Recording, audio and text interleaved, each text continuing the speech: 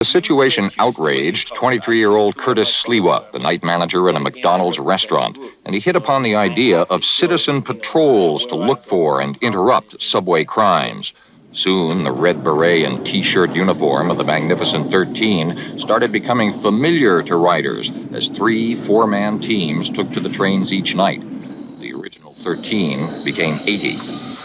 We are going to do what we can in a nonviolent way without having any weapons available to us whatsoever to curb this violent crime that is on a continuous rampage throughout the system. And yet violence does attend some of your patrols. I mean, you get into scrapes, no question about it. Definitely. But remember, you're not dealing with the logical mind out there. You're dealing with an individual who's very basic, who only knows 2 things, rip off or be ripped off. Hey folks, have you seen the latest TV ad campaign for the Toronto Transit Commission? Here, check it out.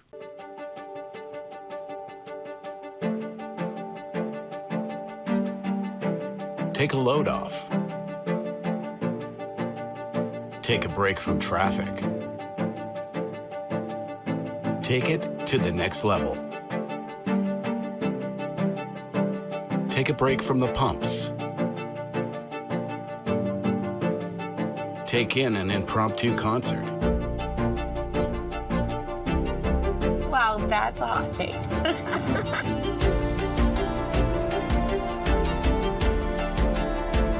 Take in a show. Take the better way. Take the TTC. And at this price, it's the only way to travel, TO. Wow, it looks so serene, so relaxing. It's as if people are commuting around Hogtown aboard the Disney World monorail. Indeed, the slogan for the Toronto Transit Commission is the better way. But is that really the case? Because in recent months, the so-called better way has devolved into the brutal way. In fact, hardly a day goes by in which there is not some brutal, random act of violence occurring on Toronto's transit system, from muggings and assault to murder. So it was that during a press conference yesterday to address this disturbing state of affairs, it was announced that 50 additional TTC special constables would be hired, and that about 80 Toronto police officers would also be deployed on the TTC network on a daily basis. And the question arises, is this enough to stem the problem of violence on the TTC? As well, are there not some other measures that can be utilized? And joining me now is a man who knows all about violent crime and what can be done to curb it. And that would be Curtis Sliwa, the founder and CEO of the New York-based Guardian Angels. Curtis, thank you so much for taking time to speak with me today. My pleasure. My hands across the Canadian border to my brothers and sisters in solidarity in Toronto. Oh, thank you so much. Well, to begin with, Curtis, for those viewers who might not be aware of the Guardian Angels, can you give me a thumbnail sketch of what the Guardian Angels is all about?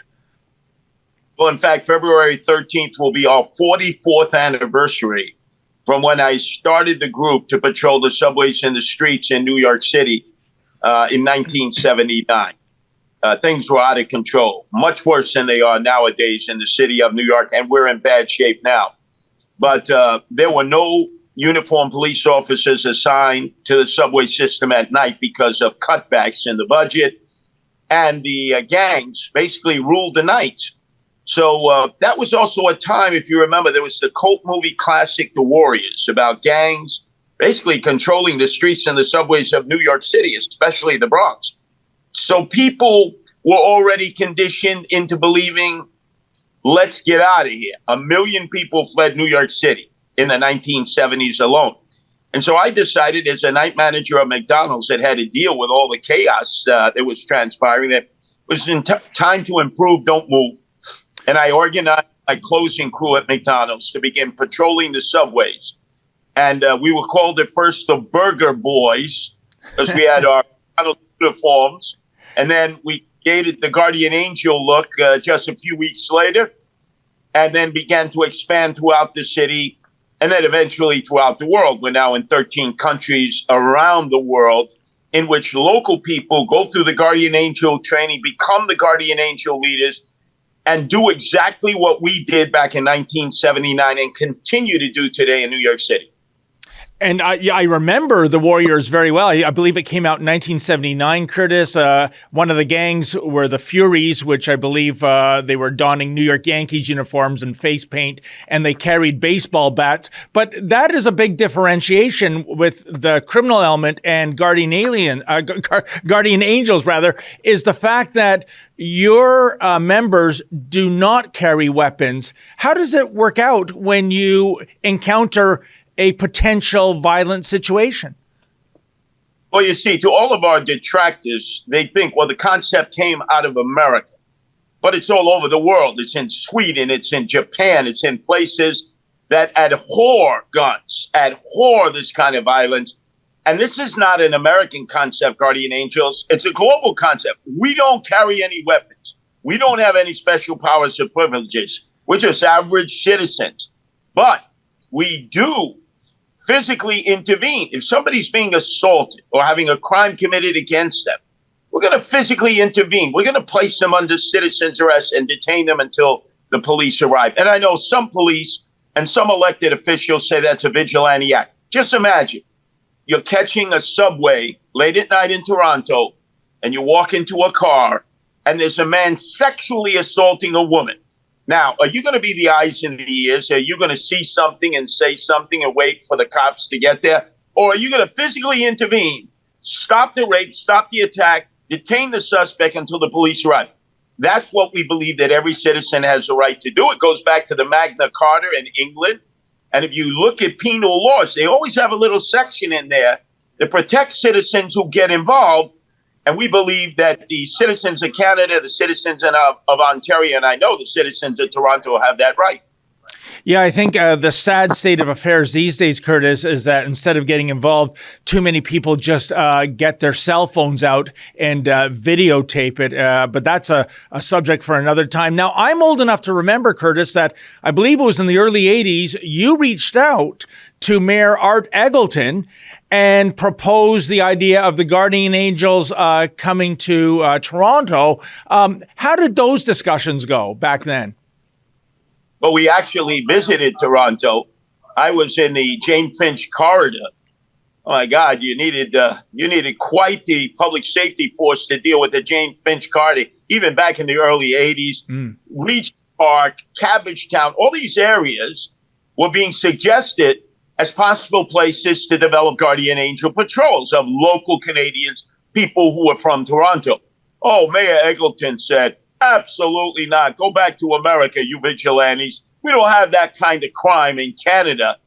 And so he basically shut the door to even exploring the opportunity of having this kind of volunteer service to help the people of Toronto at no expense to the taxpayers, and where we were willing to work in cooperation with City Hall and obviously the police department.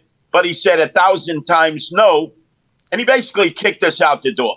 Well, and Curtis, full disclosure, I'm a big fan of your organization. I think if I'm taking the transit system, if, some of my female friends, especially traveling alone at night, are taking a subway car, and in that car, there are two Guardian Angels with your trademark red berets, I think that's a good thing. I think that increases the comfort zone.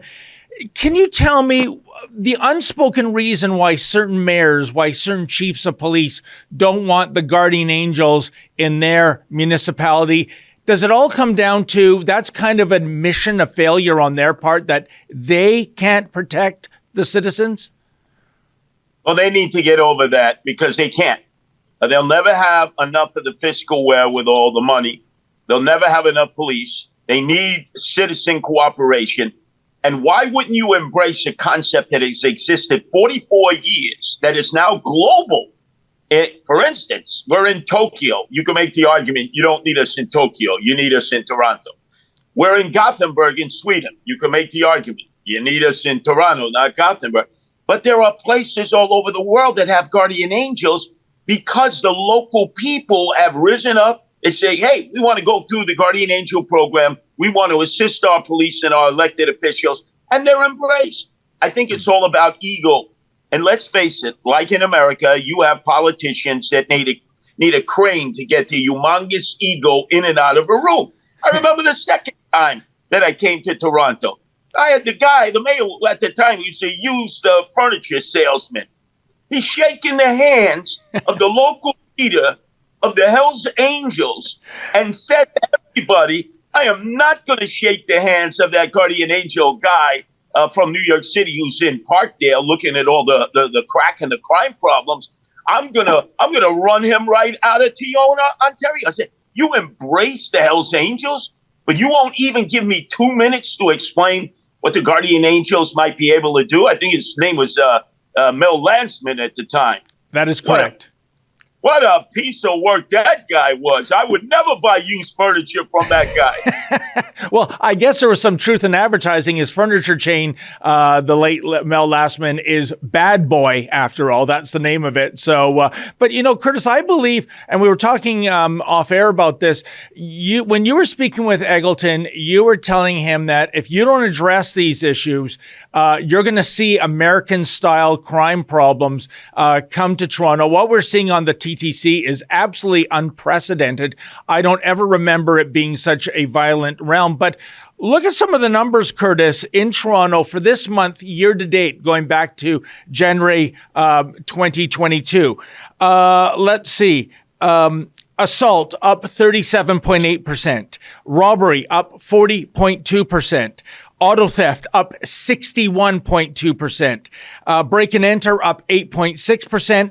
Theft up 30.8%. Sexual violations up 43.5%. That's just year to date for this January. Curtis, is there any idea what's going on here? A lot of people point to we have a revolving door bail system, much as it exists in New York. The cops get the bad guys, even weaponized bad guys. They're out in the street the next day. In Canada, we have the Criminal Youth Justice Act, in which case, if you're 1 day under 18, nothing is going to happen to you substantially, even if you commit first-degree murder. Are these the so-called root causes of the problems that we're seeing manifesting themselves in Toronto today? First, I want to salute you for those analytics. It was amazing. I thought you were talking about an American city like Baltimore, Philly, New York, Chicago, St. Louis, Los Angeles, San Francisco, Portland, or Seattle. You will have American-style problems, and I had predicted that when I spoke at length from a distance to Mayor Eggleton, who wouldn't even give me the time of day. I said, look, it's not a Canadian problem. You're influenced by the ugly American syndrome, as the world is. I see this all over the world with rap music, drill rap music now that promotes sticking people up, robbing, raping, violating their rights. And you have a problem with emotionally disturbed persons like we have in the United States. We're not caring for them. We're leaving them out there in public venues, whether they're in the streets or the parks, or they're in the subway or on a bus or on any form of transportation. They're a danger to themselves and everyone else. Shame on us for leaving them out there. So we actually have a lot in common because these problems developed in America. We didn't deal with them effectively because we've allowed them to return now. And you're making the same mistake of assuming that it's a complicated issue when it's really not a complicated issue. Teenagers, if they're going to commit adult crimes, need to be treated like adults, and they need to understand there are consequences for their actions. Emotionally disturbed persons need to be removed and given the mental health that they deserve. And you will cut most of your major crime problems right there by just adopting common sense approaches. It's not complicated. You don't need to have a blue ribbon panel. You don't need the shrinks, the sociologists, all of the so-called persons who are involved in the criminal justice system. Just apply common sense. And, maybe that is the root cause of all this violence, Curtis, the fact that politicians aren't doing the right thing. They're not doing the courageous thing. They're so confined by wokeism and political correctness that law-abiding taxpayers pay the ultimate price. Because I don't see a downside. This is no cost to the city. Your members are volunteers. And again, if they can only park their egos, recognize there is a problem, and you have a solution or a potential solution to the problem, again, Curtis, where's the downside? I got to tell you, out of all the places I've ever traveled to where I've been invited to try to at least answer questions about the guardian angel concept, and I'm willing to come back to Toronto and do it again, the only place where my passport was ever flagged was in Ontario, flying into Toronto International Airport. I'm sitting there in a detention cell with Eritreans and Ethiopians who were there illegally, waiting for immigration. And I see 50 Cent, Curtis Jackson, criminal rapper from America, waving to me as they're escorting him into Toronto. I said, this is crazy. This guy is promoting drive-by shootings, drugs, mayhem, crime. You're escorting him into your country and you're keeping me on the outside looking in. I'd be more than happy to come to Toronto again. And by the way, I've told many of my Italian-American friends here in New York City, there are more Italians in Toronto, and you have better Italian food in Toronto. I can't wait to return to Toronto. Well, I'll definitely take you to dinner, whether it's an Italian restaurant or other. And by the way, for your travel woes, Curtis, simply drive to upstate New York, cross over the Quebec border at Roxham Road, and the Royal Canadian Mounted Police will become bellhops. They'll carry your suitcases. You'll be put up in a hotel. You'll get 3 squares. That's how we deal with illegal aliens coming into Canada. But we're almost out of time, Curtis. 2 things. What the mayor and the police chief and the transit CEO announced yesterday, 50 special constables, 80 cops. Is this going to make a difference? And secondly, if somebody in Toronto wanted to rekindle the idea of the guardian angels, what advice would you have for them? Is it a matter of reaching out to get your approval? How does that work? Well, number one, you have the police officers who are going to be assigned to cover your subway system on overtime. You won't have perpetual overtime. There are fiscal restraints to that. So it's a patchwork system that can help temporarily, but not for the long term. If there are people out there who are willing to get involved with the Guardian Angels locally in Toronto, all you got to do is go to www.guardianangels.org. Just send me an email. I'll respond to you, and we can begin the process. And I'd be more than happy to return. I hope in this case, the mayor, who, if I remember correctly, was a radio host on CFRB. Correct. When he was giving my nemesis back in 2006 a hard time, Mayor Miller. I hope he won't forget that he supported the Guardian Angels then as a talk radio show host and not have amnesia now that he's mayor. Wow, that's amazing. And by the way, speaking of mayors, I'd be remiss if I didn't ask you, Curtis, you did run for mayor in New York City last year. You lost to Eric Adams. Interestingly enough, you crushed him in Staten Island, which I think is one of the more wealthy boroughs of New York City. What is your assessment of the job Mayor Adams is doing in New York City right now?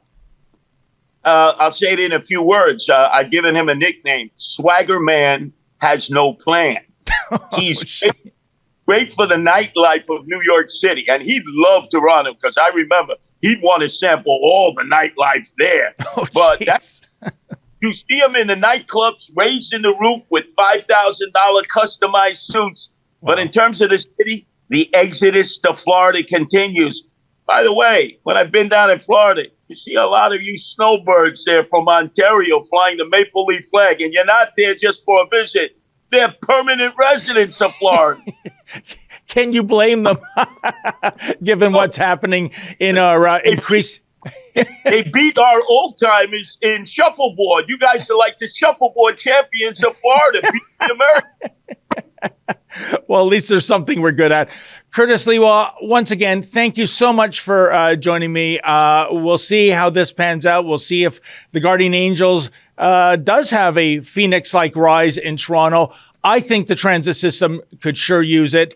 Thank you again, and you have a great day, my friend.